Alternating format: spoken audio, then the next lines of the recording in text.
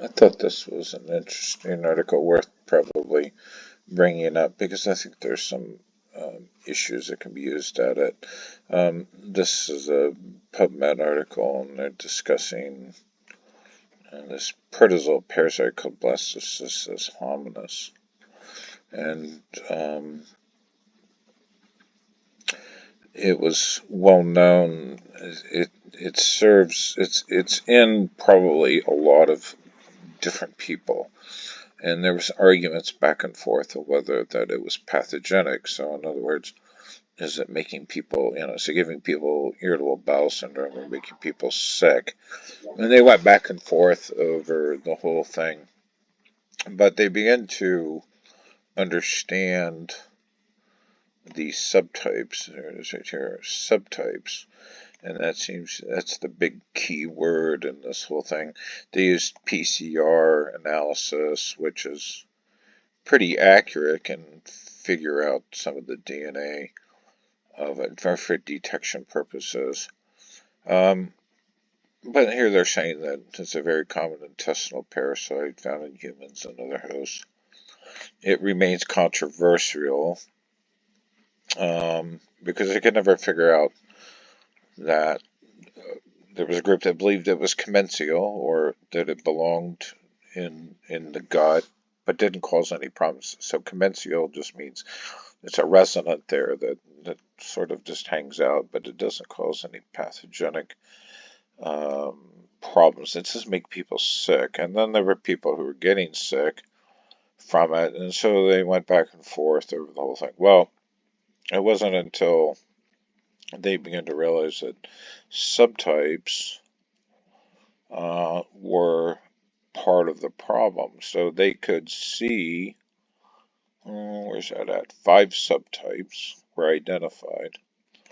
So the subtypes are, so when you look at Blastocystis hominis on the microscope, they all look the same. You look at it, and just like you look at a particular car, and you would say, oh, that car is brown. They're all the same model. They're brown cars. Therefore, it's the same car. Well, then they found out that there's individual differences in these subtypes, and it was the DNA and the expression of how they worked differently. And so they found that there were subtypes. It's a pretty diverse, it's a very diverse, I don't think they mentioned that here. It's got a great amount of diversity to it. So there's many different versions of it once they started to examine the DNA. So, but they did find I think there's about 9 subtypes that they've identified. And here they're saying there's subtype 1, subtype 2, 3, 4, 5, subtype, I suppose that's 11.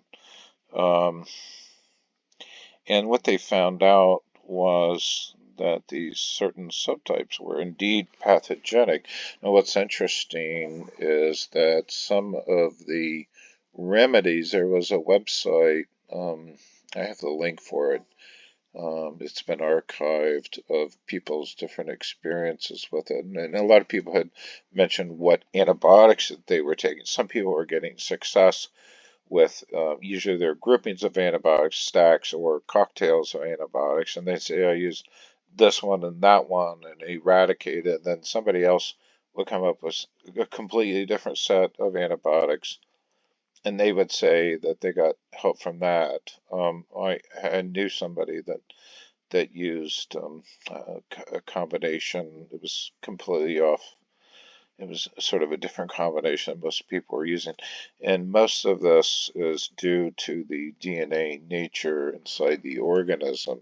So these subtypes become, I think, an important issue, and the need for experimentation on how to eradicate them.